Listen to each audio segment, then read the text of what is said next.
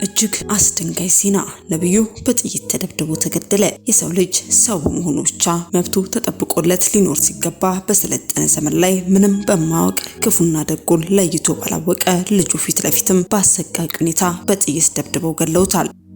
ይህ ልብ ሰባሪ ዜና የትና እንዴት ተፈጸመ? ይድረስ ለሐዋሳ ከንቲባ እጅግ አስቸኳይ መልእክት። የሲዳማ ክልል የሆነችው ሐዋሳ ከተማ ከቀድሞ መጠሪያዋና መለያዋ እያፈነገጠች ትገኛለች። ሰው በማንነቱ በየትኛውም ስፍራ ላይ ተከብሮና መብቱ ተጠብቆለት ሊኖር ሲገባ እየሆነ ያለው ግን የተገላቢጦች ነው። በዚህ ምክንያት ለሐዋሳ ከንቲባ አስቸኳይ ጥሪ ተላልፏል። ጉዳዩን በተመለከተ እኛም መረጃ ይዘንላችኋል። በቆይታችሁ ታደምጡታላችሁ። አስከትለን እጅግ አስደንጋጭ ነው። ሕግ ባለበት ሀገር ላይ ሃይባ የሌለው ተግባር በቤተክርስቲያን ውስጥ ተፈጽሟል። 13 ሰዎች ከቤተክርስቲያን ታግተው ተወስደዋል። የጸሎት ስነ ስርዓት እየተከናወነ ባለበት በቤተክርስቲያን ውስጥ ዘልቀው በመግባትና ዛቻና ማስፈራሪያ በማድረስም 13 ሰዎችን አግተው መውሰዳቸው ተገልጿል። ይህ ተግባር ክርስቲያኑ በገዛ ሀገሩ ላይ እንደ ሁለተኛ ዜጋ ተቆጥሮ እስከመቼ እንደሚኖር ጥያቄ የሚያስነሳ ነው። የቤተክርስቲያን ፓስተር ባለቤቱና ልጁን ጨምሮም ሌሎች መታገታቸውን ሰምቷል። ይህ አስከፊና አስደንጋጭ ክስተት በየት አካባቢና በማን ቤተክርስቲያን ላይ ተፈጸመ? የህግ አካላት ምላሽስ ምን ይመስላል? የታገቱ አካላት ያሉበት ሁኔታስ ምን ይሆን? የሚሉትን እንዲሁ በዝርዝር ይዘናል። በቆይታችሁ ታደምጡታላችሁ። አስከትለንም የእርሱ ስም ሲጠራ ሁሉም ሰው አይምሮ ላይ አንድ ሰዎችን መርዳት የማይደክመው ለተራቡ አጉራሽ፣ ለታረዙ አልባሽ፣ ላዘኑ ፈጥኖ ደራሽ ሰው ይከሰታል። ማስተር አብነት ከበደ ሃይማኖት ያልገደበው ደግነትን ያሳየ፣ ብሔር ያላጠረው መስጠትን የተካነ፣ በጎ ምግባርን በሰባዊ መሰረት ላይ ሆኖ በፍቅር የሚከውን ድንቅ ሰው። በዛሬው ዕለት ስለዚህ ሰው የተሰማው መረጃ እንደወትሮ በጎ ተግባራት እንዲከናወን የሚገልጽ ዜና አልሆነም። ይልቁንም የሰዎችን ህመም ለማስወገድ የማይወጣው የማይወርደው የሌለው ሰው በደረሰበት ህመም ምላሽን ሰጥቷል። የብዙዎች በሽታ ተወግዶ ጤናቸው እንዲመለስ የሚያስችል ሕክምና እንዲያገኙ ሲል ተግቶ የሚያድረው ሰው ዛሬ ላይ ተው ተስፋ ታስቆርጡኝ፣ እግዚአብሔር አለ፣ የእግዚአብሔር እጅ እጠብቃለሁ ሲል ልብ በሚነካ መልኩ ምላሽን ሰጥቷል። ጉዳዩን በተመለከተ እኛም ዝርዝር መረጃ ይዘንላችኋል፣ ታድምጡታላችሁ። በስተመጨረሻ ለኢፌዴሪ ጠቅላይ ሚኒስትር ክቡር ዶክተር አብይ አህመድ ጠላቶች አስቸኳይ መልእክት ተላልፏል። ጌታ እግዚአብሔር መልእክቱን በዘመናት መካከል ባስነሳቸው ነቢያትና ሐዋርያት አንደበት ይናገራል። ዛሬም ትውልደ ኢትዮጵያን ሁሉ ሊያደምጡት የተገባ የጠቅላይ ሚኒስትር ጠላቶችም በአስቸኳይ ሊያደምጡት የሚገባ መልእክትም በእግዚአብሔር ሴት ነብይት ሽታ አንደበት ተነግሯል።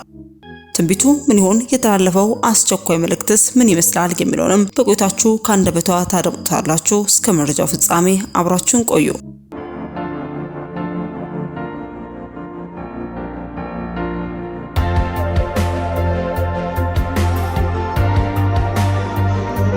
አስቀድመን ወደ ያዝንላችሁ መረጃችን ስናልፍ ለሀገራችን በበጎ አድራጎት ከፍተኛ አስተዋጽኦ ያበረከተውና በመላው ኢትዮጵያን ዘንድ በታላቅ አክብሮትና ፍቅር የሚታወቀው ማስተር አብነት ከበደ በአሁኑ ወቅት ከባድ የጤና እክል ገጥሞት የሁላችንም እገዛና ጸሎትን ይሻል።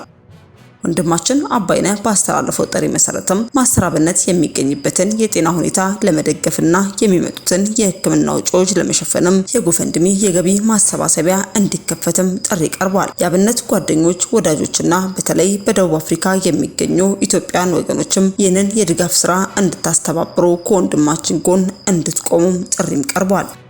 አብነት ለሀገሩ ለወገኑ ካበረከተው ውለታ አንጻር አሁን በደረሰበት አስቸጋሪ ወቅትም ልንክሰው ልንደግፈውም ይገባል። ማስተር አብነት ገና 1 ዓመት እንኳን ያልሞላቸው መንታ ልጆች አባት ሲሆን የሱ ጤንነት ለልጆቹ ለቤተሰቦቹና ለወዳጆቹ ትልቅ ዋጋ አለው። ይህ ታታሪና ደግ ወንድማችን በጤና እንዲቆየልና ልጆቹን እንዲያሳድግ የሁላችንም ርብርብ ግድም ይላል። ይህንን የሰብአዊነት ጥሪ የምትደግፉ አብነትን መርዳት አለብን የምትሉ ወገኖች በሙሉም በዚህ ጥሪ ላይ እንድትሳተፉ ጥሪ እናቀርባለን በማለትም ስለሱ ያዘኑና የተጨነቁ ሀሳባቸውን ያስተላለፉ ሲሆን ይህን ተከትሎ ማስተር አብነት ከበደም እንዲህ ሲልም በሁኔታው ላይ ምላሽን ሰጥቷል። በዚህ ዓለም ላይ ስንኖር ሁለት አይነት ሰዎች እናያለን። አንዱ የሌለውን በሽታ አለብኝ ብሎ ህዝቡን ዜጋውን እያታለለ ጥቅም ሲያሳድድ፣ ሌላው ደግሞ እውነተኛ ስቃይ እያለበት ግን ለህሊናው ለፈጣሪው ታማኝ ሆኖ ይኖራል።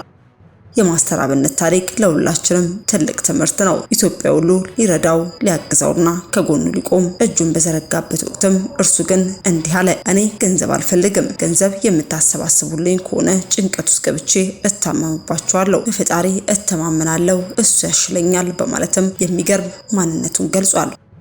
ሰዎች ሳይታመሙ በሚያጭበረብሩበት ዘመን እርሱ ግን በህመም ውስጥ ሆኖ ተው አታስጨንቁኝ በማለትም የፈጣሪን እጅ መጠበቅን መርጧል። ይህ ነው የልብ ንጽህና። ይህ ነው በፈጣሪ ላይ ሙሉ እምነትን መጣል። የሁለት ዓለም ሰዎች የበዙበት ዓለም ቢሆንም እንደ ማስተር አብነት ያሉ ደግና ሩሩ ሰዎች ግን ለሁላችንም የተስፋ ብርሃን ናቸው። በሚዲያችን ስም በድጋሚ ፈጣሪ አምላክ ፈውሱን እንዲልክለት ተመኘን።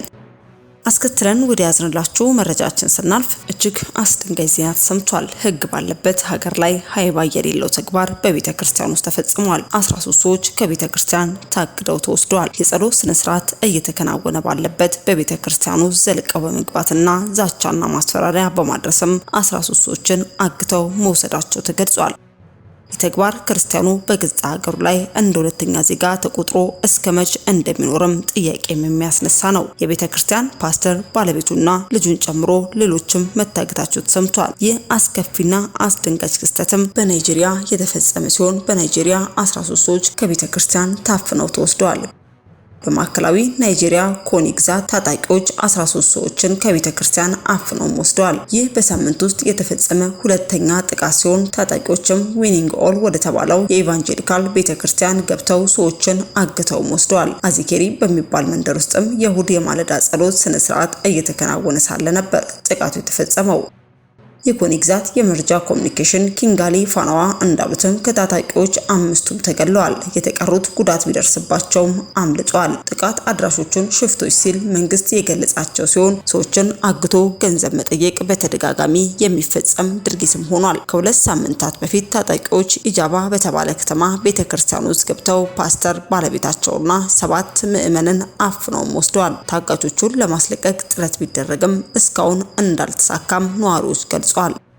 የኮኒ ግዛት የመረጃ ኮሚሽነርም በኒጀርና በካውራ ግዛት ያለው ነውጥም በኮጊ ግዛት ሽፍቶች እንዲንቀሳቀሱ ምክንያት ሆኗል በማለትም የገለጸ ሲሆን በተለይ በሰሜን ምዕራብና ማዕከላዊ ናይጄሪያ እየተፈጸሙ ያሉ ተከታታይ ጥቃቶችና እፈናዎችም የሀገሪቱን ደህንነት ስጋት ላይም ጥለዋል። ከደረሱት ጥቃቶችም የከፋው በኒጀር ግዛት ፓፔሪ ከተማ በሚገኘው የካቶሊክ ትምህርት ቤት 250 ህጻናትና 12 የቤተ ክርስቲያን ሰራተኞች የታገቱበትም ነው።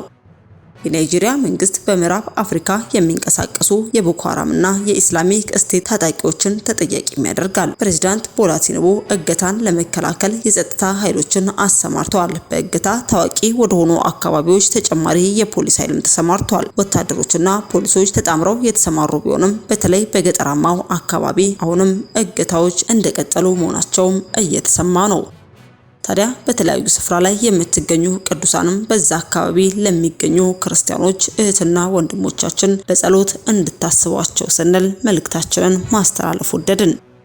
በሌላኛው መረጃችን ለሐዋሳ ከንቲባ እጅግ አስቸኳይ መልእክት ተላልፏል። የሲዳማ ክልል የሆነችው ሐዋሳ ከተማ ከቀድሞ መጠሪያዋና መለያዋ እያፈነገጠች ትገኛለች። ሰው በማንነቱ በየትኛውም ስፍራ ላይ ተከብሮና መብቱ ተጠብቆለት ሊኖር ሲገባ እየሆነ ያለው ግን የተገላቢጦሽም ነው።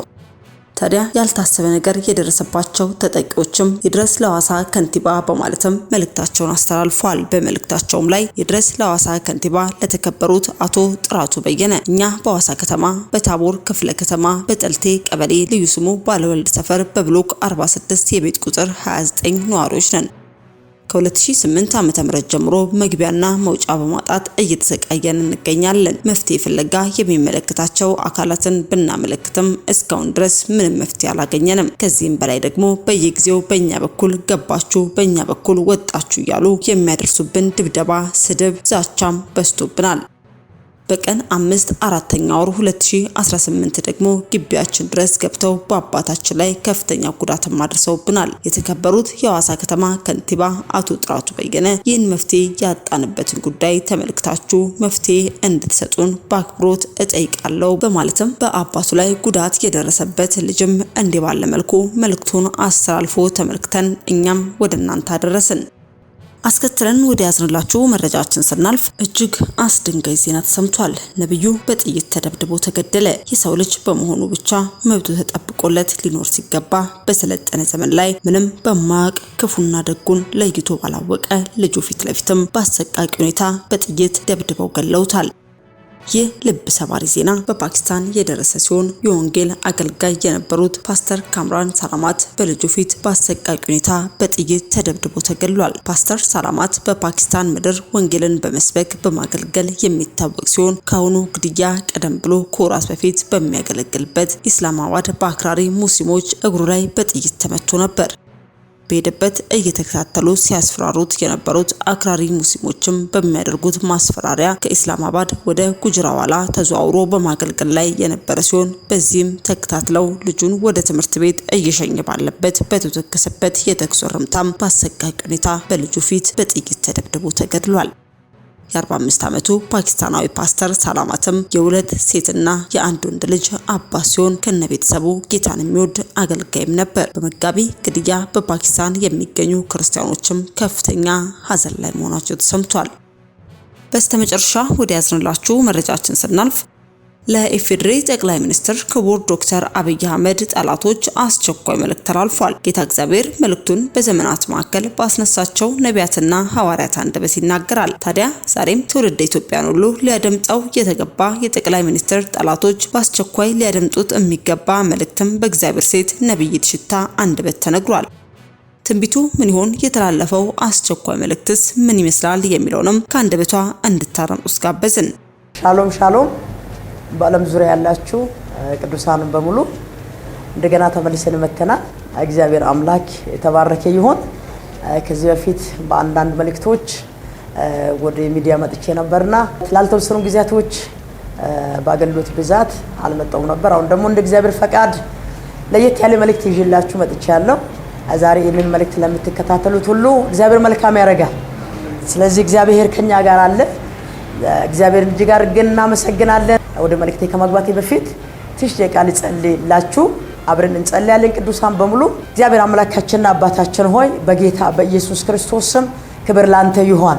እጅግ አድርገን እናመሰግናለን፣ እንባርካለን፣ ከፍ እናረጋለን። ለስሜ ክብር ይሁን። አንተ ስትናገር የደረቀው ይለመልማል። አንተ ስትናገር የሞተው ይነሳል። አንተ ስትናገር ታሪክ ይቀየራል። አንተ በዚህ መካከል በዚህ ሰዓት በዚህ ደቂቃ በዓለም ዙሪያ ሁሉ እነን መልእክት ለሚሰሙት እነን ጸሎት አሜን ብሎም ለሚቀበሉት ሁሉ ታላቅ ነገር እንደምታደርግ አምኜ ጸልያለሁ። እንደ ቃልን ግለጥልን፣ የቃል ፍቺ ይብራልን። ኢየሱስን በዚህ ሚዲያ ላይ አክብር። በዓለም ሁሉ ላይ ስም ይግነን። እንወድሃለን፣ ከፍ እናረጋለን በኢየሱስ ክርስቶስ ድንቅ ስም አሜን። ክብር ለጌታ ለኢየሱስ ክርስቶስ ይሁን። ዛሬ ይዤላችሁ የመጣሁት መልእክት እግዚአብሔር በዚህ ሰሞን በተደጋጋሚ ሲናገረኝ የነበረው መልእክት ስለመመለስ ነው። ስለመመለስ ሲናገር ለኢትዮጵያ ሕዝብም ለኢትዮጵያ አገልጋዮችም ለኢትዮጵያ መሪዎችም እግዚአብሔር እንደገና ተናግሮኛል።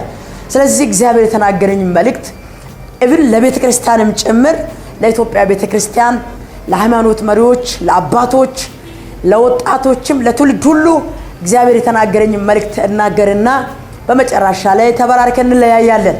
ለዚህ ትንሽ ወደ መልእክቴ ከመግባቴም በፊት አሁንም የእግዚአብሔርን ቃል በአጭሩ ላሳያችሁ። በትንቢተ ኢሳይያስ ምዕራፍ 30 ቁጥር 15 ላይ ያለውን የእግዚአብሔርን ቃል አነባለሁ። ነብዩ ኢሳይያስ ከተላላቅ ነቢያቶች አንዱ ነው። ነብዩ ኢሳይያስ ለእስራኤል ሕዝብ እንዲህ የሚል መልእክት ተናገረ። የእስራኤል ቅዱስ እግዚአብሔር እንዲህ ይላል፣ በመመለስና በማረፍ ትድናላችሁ፣ በጸጥታና በመታመን ኃይል ይሆንላችኋል። እናንተ ግን እምቢ አላችሁ ይላል። እዚህ ስፍራ ላይ የእስራኤል ልጆች ወደ እግዚአብሔር መመለስ ሲችሉ አንመለስም አሉ። ነብዩ ግን በተደጋጋሚ እንዲህ ይላቸው ነበር። የእስራኤል ቅዱስ እግዚአብሔር እንዲህ ይላል፣ በመመለስና በማረፍ ትድናላችሁ። በመመለስ ውስጥ ማረፍ አለ። እግዚአብሔር እንደዚህ ነው ያለን፣ ወደ እውነት እንመለስ። እውነት ኢየሱስ ክርስቶስ ነው። ዛሬ እውነት ጠፍቷል። አመጽ፣ ክፋት፣ ውሸት፣ ዘረኝነት፣ ምቀኝነት፣ ጥላቻ፣ ክርክር፣ አድመኝነት፣ መገዳደል በዛ። ከዚህ የተነሳ ምድራችን በብዙ ስቃይ ላይ አለች። ወደ ጦርነት ነው ተመለስነው። ከጦርነት ምንም ትርፍ አይገኝም። ጦርነት ውጤቱ ትርፍ የለውም።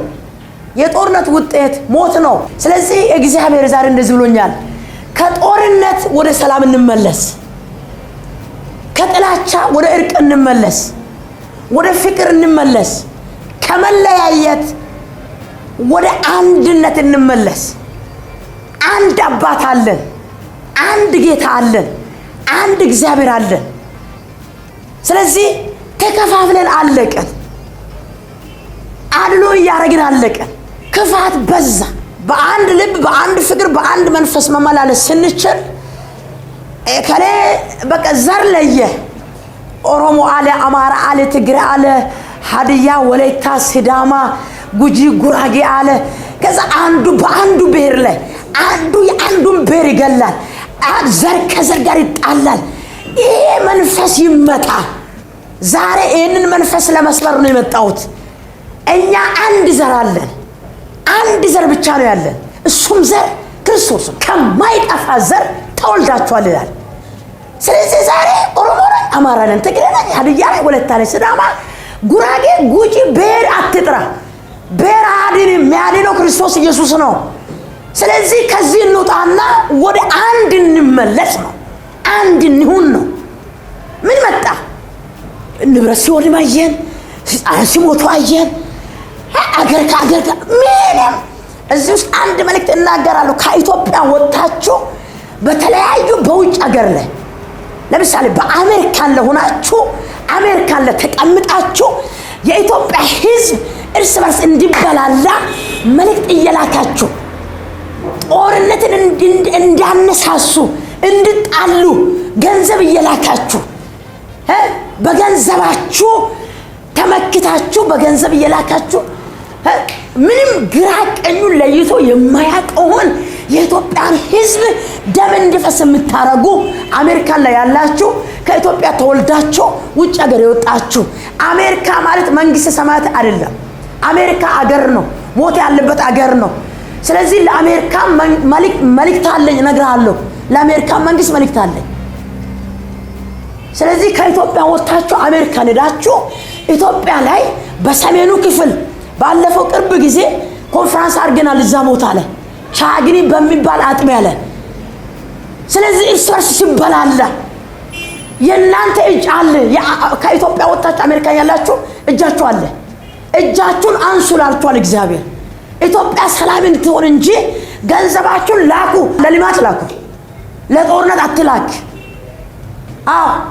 ገንዘብ ጠፊ ነው፣ ወንድም ግን ይጠቅምሃል። እግዚአብሔር እንደዚህ ብሏል፣ ተመለስ ተመለስ። እምቢ ካልክ ግን እግዚአብሔር እጁን ያነሳብሃል። እግዚአብሔር አንድ እጁን ዘረጋ ማለት ይኸውልህ ሰማይ ምድር የፈጠረው እግዚአብሔር ይጨርሳል። ተመለስ። የፈለከውን ኮሜንት ቢሰጥም ዛሬ አልፈራም፣ እግዚአብሔር ተናግሮኛል። በተደጋጋሚ ስለሰማው ነው። የፈለከው ማለት ትችላለህ። ተመለስ። በተለይ ድጋሚ ነው ማወራው። ከኢትዮጵያ ወጥታችሁ አሜሪካ ላይ ያላችሁ አሜሪካ ብቻ ሳይሆን በተለያዩ በውጭ ሀገራት ላይ ተቀምጣችሁ ኢትዮጵያ ላይ ያሉ ወጣቶች ጦርነትን እንዲያንቀሳቅሱ ገንዘባችሁን ለጦርነት የምትልኩ ላኩ። ገንዘባችሁን ወንጌል ይሰራ። ተመለሱ እናንተ። ስለዚህ ጦርነት ምንም ትርፍ የለውም፣ ጥቅም የለውም። አገርን ያወድማል፣ ድርቅን ያበዛል።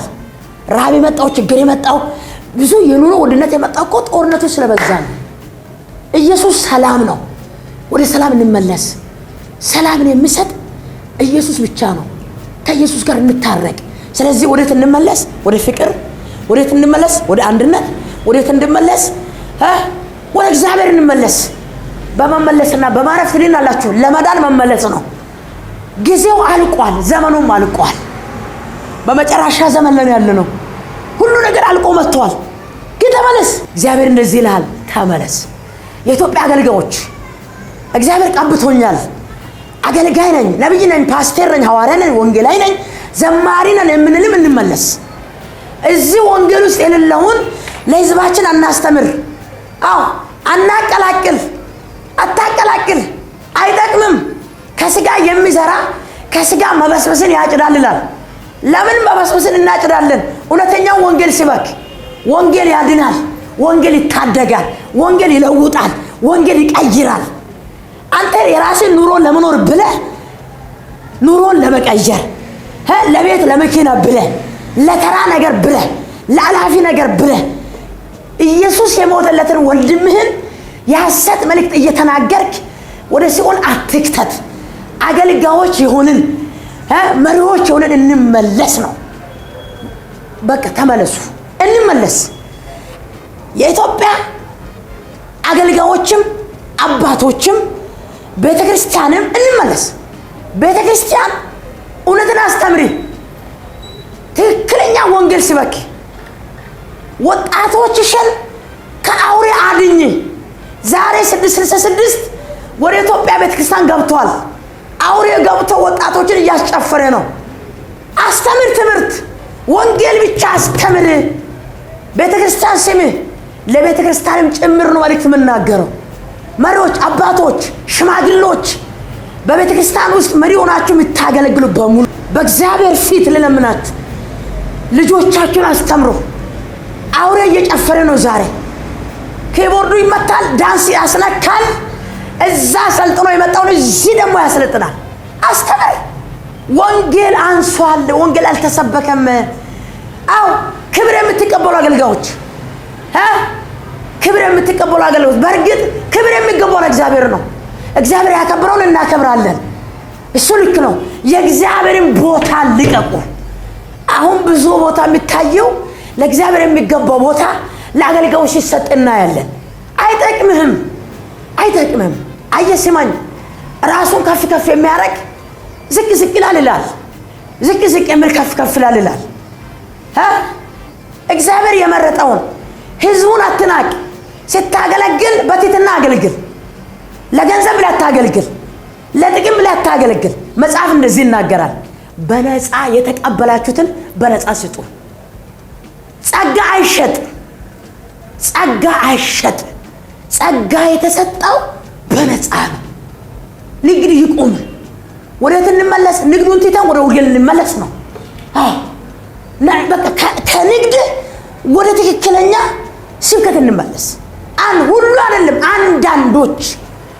ስለዚህ ንግዱ ይቁምና በእውነትና በመንፈስ እያመለክን ሌላውን ከጨለማ እናውጣው። እንመለስ። ወዳችኋለሁ፣ አከብራችኋለሁ። እንመለስ። አገልጋዮች አደራ፣ ጸጋ አትሽጡ። ጸጋ ለመግዛት ገንዘብ የሌለው ሰው ተቸግሯል። ጸጋ ለመግዛት ገንዘብ ያጣ ሰው ተቸግሯል። ስለዚህ ኢየሱስ ደግሞ የሞተው ለድሆች ነው። ዛሬ ግን በተለያየ ቦታዎች ስናይ ድሃው አይፈለግም፣ ድሃው ቦታም የለውም። ኢየሱስ ግን እንደዚህ አለ፣ ለድሆች ወንጌልን እሰብክ ዘንድ ቀብቶኛል ነው ያለው። የተቀባኸው ለድሃም ጭምር ነው። ሀብታሙን ብቻ ወደፊት አታርገው። ባለጸጋውን ብቻ ወደፊት መድረክ እንኳን መድረክ አካባቢ ላይ የሚቀመጠው በብዛት አንዳንድ ቸርች ላይ ሀብታም ብቻ ነው፣ ወፈር ያለ ብቻ፣ ያበጠ ብቻ።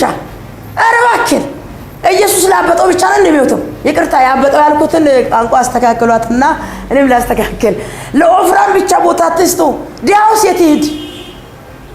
ወደ ዓለም ሁሉ ሂዱ፣ ወንጌልን ለፍጥረታት ስበኩ የተባለው። ለሁሉ ኢየሱስ ሞቷል። ኢየሱስ እውነት ነው፣ መንገድ ነው። ኢየሱስ ካለ ሁሉ አለ። ስለዚህ እንመለስ። ስንመለስ እናርፋለን። ስንመለስ ደግሞ አንድ እንሆናለን። ወንድሞች በህብረት ቢቀመጡ ይላል፣ አንድ ላይ ቢሆኑ ይላል፣ መልካም ነው ይላል። ወደ መልካምነት እንመለስ፣ ወደ አንድነት እንመለስ፣ ወደ አንድነት እንመለስ። ይቁም ዘረኝነት፣ ይቁም ደም ማፋሰስ፣ ይቁም መገዳደል። ቤተ ክርስቲያን ትጥራ። እውነተኛዋ ቤተ ክርስቲያን ትነሳ። እውነተኛዋ ቤተ ክርስቲያን ዓለም ላይ ትገለጥ።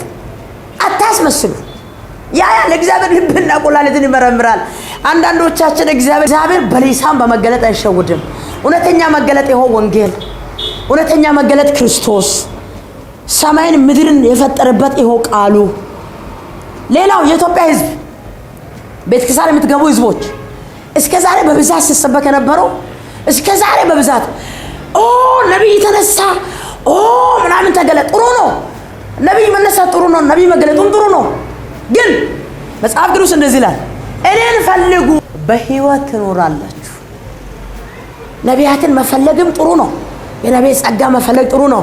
ዋናው ግን ዋናውን ትተን ዋናው የሰጠውን ነው እየፈለግን ያለነው። አንድ ፓስተር ነው ያልከው ሰውዬ እኮ አንድ ቀን ይሞታል። ማይሞት እግዚአብሔርን በደንብ ፈልግ። ህዝብ ቤተክርስቲያን የምትገቡ ምእመናን የኢትዮጵያ ምእመናን በሙሉ ይሄን ደግሞ በደንብ ሼር እንደምታረጉ እርግጠኛ ነኝ። እኔ ልታይበት ሳይሆን ኢየሱስ እንድታይበትና ዛሬ እግዚአብሔርና የእግዚአብሔር ነገር እዛ ቁጭ አድርጎ ሰውን ብቻ እንደ አምላክ የሚያዩ ሰዎች እንዲመለሱ ነው። ሰውን ብቻ እንደ አምላክ ከማየት እግዚአብሔርን እንደ አምላክ እንደ ፈጣሪ ወደ ማየት እንመለስ። አሁን አምላክ ይታይ፣ ሌላው ይደበቅ። ሃሌሉያ። ትንሽ አንዳንድ ቦታ ላይ እንደምትናደዱ ይገባኛል። ተናደዱ። አንዳንዴ መናደድ ጥሩ ነው፣ እንናደድ። ስለዚህ መናደድም ጥሩ ነው፣ ግን ተናደን ቢሆን እንመለስ። መጨረሻ ዘመን ደርሷል። ኢየሱስ ሊመጣ ጊዜ ደርሷል። በጌታ ፍቅር ነው የሚወዳችሁ። ተመለሱ። ሌላው ኢትዮጵያ ላይ እርስ በርስ ጦርነት አማራ ከአማራ ጋር ሲጣላ፣ አማራ ከአማራ ጋር ሲዋጋ ይገናል። ባለፈው ኦሮሞና ትግሬ ማለትም ሰሜኑና ደቡቡ ነበር። ከዛ አሁን ደግሞ እግዚአብሔር ጣልቃ ገብቶ እሱን መንፈሱን እየመታን። መንፈስ እኮ ነው አታውቁም እንጂ መንፈስ ነው። አገር ከአገር ጋር አይደለም እኮ እየተጣላ ያለው መንፈስ ነው። ገብቷል እኮ አውሬ። ዮሐንስ ራእይ ላይ የተናገረው አውሬ ገብቷል። አውሬው ለኔ ሲገድልኝ ይላል። አይታል መጨረሻ ዘመን ላይ አንድ ካልሆንን የሞተልን የተሰቀለውን ክርስቶስን ማንከተል ከሆነ ወደ እውነት ካልተመለስን አውሬ ነገ እስከ ቤት እየገባ ያርዳል። አዎ እንዳያርድ ካሁኑ ተመለስ ነው። አይ አራጁ ገዳዩ ኢየሱስ አይደለም። ኢየሱስ ራሱ ላንተ ሞቶልሃል። የሞተውና የተሰቀለው ብቻ ነው የሚያድን። ስለዚህ ባለፈው እንደዛ ነበር። አሁን ደግሞ አማራ ከአማራ ጋር እየተባላላ ነው። ምን ያባላል? ተመለስ። ካልሆነ ታልቃታለህ። እምቢ ብለህ በዚህ ከቀጠልክ ታልቃታለህ። ዝም ብለን በጠቅላይ ሚኒስቴር ላይ ሚኒስቴሩ እንደዛ አደረገ። ሚኒስቴሩ ብቻ ምንም አያመጣም። የሚኒስቴሮች ሚኒስቴር ኢየሱስ አለ፣ እግዚአብሔር አለ። ስለዚህ ወደ እውነት ስትመለስ ከሚኒስቴሩ ላይ ከጠቅላይ ሚኒስቴሩ ላይ አይንን ታነሳና የተሰቀለውን ክርስቶስን ትመለከታለህ። በዛን ጊዜ ታርፋለህ። እሱ ሰው ነው፣ እንደኔም እንዳንተም ስጋ ለባሽ ነው። ታውቃለህ? እየሰማህ እኮ ነው። እሱ ስጋ ለባሽ ነው። ብዙ ጊዜ ዶክተር አብይ ከስልስልስ ጋር ተፈራርሟል፣ እንደዚህ ሆኗል ትላለህ። ምንም አልተፈራረመም። ራስህ ተመለስና እስቲ እናያለን ምን ያህል ሰላም እንደሚመጣታል። ዶክተር አብይ አይደለም እኮ እየበጠበጠ ያለ፣ አንተ ነህ የምትበጠብጠው። የበጠበጥከውን እግዚአብሔር ይበጠብጠሃል። ካልተመለስ ትበጠበጣለህ ገና። እግዚአብሔር ተናግሮኛል። ተመለሱ። ይህ አጭበርባሪ ሚዲያ ተመቸኝ ብለህ በየፌስቡኩ በየዩቱቡ በየምኑ እግዚአብሔር ይጠይቀሃል። ተመለስ። ስለዚህ ከጠቅላይ ሚኒስቴሩ ላይ አይንን አንሳ። አይንን የት ማድረግ እንዳለብህ እግዚአብሔር ተናግሮኛል። መዝሙረ ዳዊት 121 ሂድና አንብብ። እየሰማኝ ነው? ተረጋግተህ ስማ። እኔም ተረጋግቼ ልናገር። ይኸውልህ መዝሙረ ዳዊት 121 እንደዚህ ይላል፣ አይኖቼን ወደ ተራሮች አነሳው፣ ረዳቴ ከወዴት ይምጣ? ረዳቴ ሰማይንና ምድርን ከፈጠረ ከሰራው ከሰሪው ከእግዚአብሔር ዘንድ ነው ይላል። ስለዚህ እግዚአብሔር በተደጋጋሚ በዚህ 2015 በቅርቡ በዚህ ወር እግዚአብሔር ተናግሮኛል። በነሐሴ ወር ላይ ከጠቅላይ ሚኒስቴሩ ከዶክተር አብይ ላይ አናቹን አንሱ ብሏል። የት ያርጉ አናቹን ብዬ ስጠይቅ ወደ እኔ ያርጉ ብሏል። እስቲ እንደው ከዚህ ቀን ጀምሮ ይሄንን መልእክት ከሰማይበት ቀን ጀምሮ አይኔን ከሱ አንሳና እግዚአብሔር ላርግ እንዴት እንደምትባረክ። ኑሮ ተወደደ እና እሱ ሁሉንም ገብቶ እነ ሽንኩርት ተራሚ ግባ፣ ሚጥሚጣ ጋር ሚገባ፣ በርበሬ ጋር ይግባ። ምን ነው? ተመለስና ይስተካከል። ሰርተን ነው መባረክ። በማጅቅ አትባረክም። ስራ አንዳንዱ አገልጋይ ደግሞ እዚህ ጋር አገልጋይ ነካሉ። አገልጋዮች ስራ አትስሩ የምትሉ መጽሐፍ ቅዱስ ዘዳግም 28 ላይ እንደዚህ ይላል የእጅን ስራ ይባርካለሁ ይላል እንጂ ዝም ብለህ በመገለጥና በትንቢት ብቻ ትባረካለህ አልተባለም። እየሰማኝ ነው አይደለ? ነብይ ፓስተር ምናምን የእግዚአብሔር አገልጋዮች እንስማ፣ እኔም እየሰማው ነው። ስለዚህ በእግዚአብሔር ፊት ስራ አትስራ፣ ዙር ዝም ብለህ መልእክት ብቻ እየተቀበልክ ኖ አባቴ እስከ ዛሬ ይሰራል አለ ኢየሱስ፣ እኔም ሰራተኛ ነኝ አለ። ስራ የምታስከለክሉ በማጂክ ትባረካለህ፣ አካውንት ላይ ገንዘብ ይገባል፣ ዝም ብለህ ቸርችና አይገባም። ገብቶም አቅም እኔም ራስኩ አይቻለሁ። ሄጄ 50 ሺህ አምጡ አልክ፣ ከዛ ደግሞ 50 የሌላችሁ 20 ሺህ አልክ፣ 20 ከሌላችሁ 10 አልክ፣ እየወረድክ መጣህ። እንደዚህ አይነት የሚወርድ ጌታ የለም። አንድ ከወጣ ወጣ ነው። ከዛ 200 ነበር እጄ ላይ እየሰማ ነው። ስምን አልጠራም ስም በደብ ከዛ አካውንት ይዤ ነበርና ቤተክርስቲያን ቸርች ክራይ የሚከፈልበት ደርሶ ነበር። አንድ ሰው ነግሮኝ ነበር የልኩትና በጣም የሚገርም ብር ይዛችሁ መጀመሪያ ብር አልጠየቅም ኑ አልክ። አካውንታችሁ ላይ ብር እንድገባ ትፈልጋላችሁ ወይ አልክ። አዎ አለ። አየ ምስኪን ህዝብ እኮ ነው ኢትዮጵያ ህዝብ። የኢትዮጵያ ህዝብ እግዚአብሔር ይባርካችሁ። የዋህ ህዝብ፣ ምስኪን ህዝብ፣ የሚያሳዝን ህዝብ፣ በእውነት የተራበውን የሚያበላ ህዝብ። እኔ የኢትዮጵያን ህዝብ ዛሬ ማብያችኋለሁ። ተባረኩልኝ። መንገድ ላይ ወደቀውን ስታገኙ የምታነሱ፣ የምታክሙ፣ የምታበሉ ጌታ ምስክሬ የኢትዮጵያ ህዝብ የተባረከ ህዝብ ነው። ከዛ 50 ሺህ አለ፣ 20 ሺህ አልክ፣ 30 ሺህ አልክ፣ ያለው ይሰጣል። እኔ ጋር ደግሞ ደረሰ። አንቺ ስለኝ ባከለኝም አልኩ፣ ያለው ለምጭ አልክ፣ 200 ሰጠው። ከዛ አካውንታችሁ ላይ ይገባል ስትል ሄድኩ ባንክ ላይ እስከ 10 ሰዓት ይገባል አልክ። እስከ 12 ሰዓት ጠበቁ፣ አልገባም። ይኸው እስከ 8 ወርም አልገባም። 2 ዓመት ሆኖ አልገባም። ውሸታም ለምን ትዋሻለህ? ስሩ በላቸው። ወንጌል ስራ ያዛል። እግዚአብሔር ስራ አንደኛ ቀን ሰማይና ምድርን ፈጠረ ይላል። ከዛ ቀጠልና ምድር ላይ ያለውን ሁሉ ፈጠረ ይላል። ስራ ነው አይደለ? በሰባተኛ ቀን አረፈ ይላል። ስራ የምትቃወም አንተ ዙረታም ስራ አትስሩ ትላለህ። የትኛው መጽሐፍ ነው ሰው እንዳይሰራ የሚያዘው? ይኸውልህ እኔ የሰማሁት ቃል ስራ ስሩ ነው። ስለዚህ ወደ ስራ እንመለስ፣ ወደ ልማት እንመለስ። አንተ ስራ ስትከለክል አንተስ የውሸት መገለጥም ተናግረህ የውሸት ትንቢት ተናግረህም ገንዘብ ትዘርፋለህ። ሌላውስ ከየት ያምጣ? እግዚአብሔር እኮ ያያል። ስለዚህ ህዝባችሁን ወደ ስራ አሰማሩ። እስከ ዛሬ ተሞኝታችሁ ከሆነ ከዚህ በኋላ ይላል የሰራዊት ጌታ እግዚአብሔር አትሞኙ።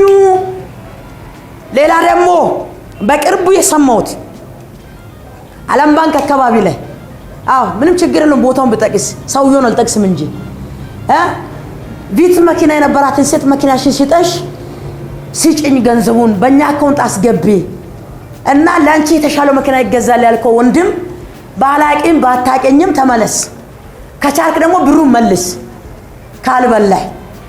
አየ አፈር እኮ ነው፣ ሰው አፈር ነው። ብትበላ ብትግጥ ምንም አይጠቅምም። ምስኪን ናት። ለፍታ ጉሊት ሰርታ ነው መኪና የገዛችው። አንተ ግን ዘረፍካት። አይጠይቅም ፈጣሪ። ተመለስ።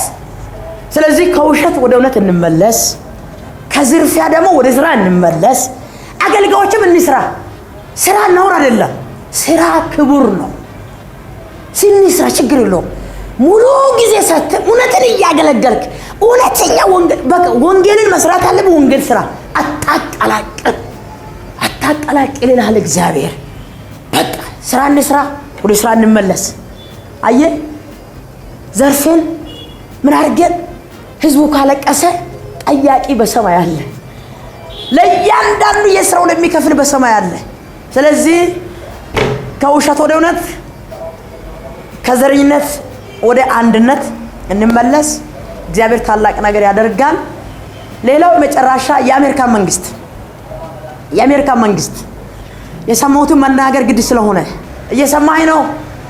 የአሜሪካ መንግስት እግዚአብሔር እንደዚህ ብሎሃል። እግዚአብሔር እንደዚህ ይልሃል፣ እንደዚህ ይላል፣ እኔን ፈልግ። ለጦርነት የተሻለ መሳሪያ ከምትሰራ እዛ የተራበ ህዝብ አለ። ያንን የተራበውን ህዝብ አብላ።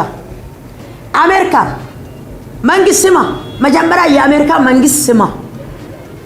ስማችሁን ታውቃላችሁ እናንተ። እየሰማኝ ነው። ወደ ገደል እየሄድክ ነው። ወደ ጥፋት እየሄድክ ነው። ከፊት ትልቅ አደጋ ተዘጋጅቷል። ቀይ ምልክት በርቶብሃል። ካልተመለስክ ልትጠፋ ነው። ህዝቡንም ይዘህ ልትጠፋ ነው። ህዝቡንም አታጥፋ፣ አንተም አትጥፋ። ከአውሬው ጋር የተፈራረምከው ፍርማ እግዚአብሔርን አሳዝኖታል። ከአውሬው ጋር የተፈራረምከው ፍርማ እግዚአብሔርን አሳዝኖት እግዚአብሔር ፊቱን ከአሜሪካን ለመልሷል። እየሰማኝ ነው። እግዚአብሔር ፊቱን ካንተ ለመልሷል። እግዚአብሔር ፊቱን ወደ እናንተ እንዲመልስ የአሜሪካ ህዝቦች ደግሞ አውሬውን እየመታችሁ ጸልዩ። አውሬው ያ የጥልቁ 666 የጨለማው ጉልበት የብዙዎችን በረከት የበላ እሱ ከዛ ከተማ መውጣት አለበት። የአሜሪካ መንግስት በደንብ ስማኝ። ለጦርነት የምታሰራቸው መሳሪያዎችን ተውና በአገሩ ላይ መልካም ልማት፣ መልካም ስራ፣ መልካም ተግባር ቀጥል። እምቢ ብለህ የምትቀጥል ከሆነ ግን እግዚአብሔር በአንተ ላይ ቁጣውን ያነዳል። የእግዚአብሔር ቁጣ ሊነድብህ ነው። እስከ አሁን ቁጣዬ ያልነደደው አልፎ አልፎ ቢነድም አልፎ አልፎ ባለፈው ላይ አይተናል አይደል? ቱርክ ላይ ፎቅ እንዳለ ሲሰምጥ አይተናል፣ እንዳለ ሲገለበጥ። አሜሪካም ለስንት ነገር ሆኗል። ስንት ያላየነው ነገር አለ። አይታችኋል። ግልጽና ግልጽ ነው። ስለዚህ በአጭሩ ልጨርስ። ከተመለሳችሁ ለእናንተ መልካም ይሆናል። እግዚአብሔርን መፈለግ ከጀመራችሁ መልካም ይሆናል። አለዛ ግን እጄን አከብድባችኋለሁ ብሏል ለአሜሪካን መንግስት። በአጭሩ አሜሪካ መንግስትም ተመለስ፣ እግዚአብሔርን ፈልግ። ስለሰማችሁኝ እጅግ አድርጌ አመሰግናለሁ። እግዚአብሔር አብስቶ ይባርካችሁ እና በአጭሩ ሼር ተደራረጉ፣ ለዓለም ሁሉ ይድረስ። እኔ አሁን ወንጌል ነው የሰበኩት። መጽሐፍ ቅዱስ ላይ እግዚአብሔር የሚጠላውን ነው ነገርኩት። ዘረኝነትን ይጠላል፣ ጥላቻን ይጠላል፣ መገዳደልን ይጠላል። ስለዚህ ክፋትን ሁሉ አስወግዱ ይላል እግዚአብሔር ቃልና እነዚህ ሁሉ አስወግደን ወደ አንድነት እንመለስ። ከጠቅላይ ሚኒስትር ከዶክተር አብይ ላይ አይናችን አንስተን ለሁሉም አለቃ ለሆነው ዓለምን ላዳነው ሰማይንና ምድርን በቃሉ እንዲህ ላጸናው ለእግዚአብሔር ክብርን እየሰጣን ወደ እሱ እንመለስ። እሱን እንፈልግ፣ እንጸልይ፣ በጸሎት እንትጋ፣ የእግዚአብሔርን ቃል እናንብብ፣ በቅድስና እንትጋ። እግዚአብሔር ከኛ ጋር ይሁን። መጨረሻው ደርሷል። እግዚአብሔር ይባርካችሁ። ለ10 ሰው ለ200 ሰው ለሚሊዮንም ሼር ማድረግ ይችላል። አብረን እናገልግል። ሻሎም። ውድ የሻሎም ቲዩብ አድማጭና ተመልካቾቻችን ለሰዓቱ የያዝንላችሁ መረጃ ያደመጣችሁትን ይመስል ነበር። በሌላ አዳዲስ መረጃ እስከምንገናኝ መልካም ቆይታ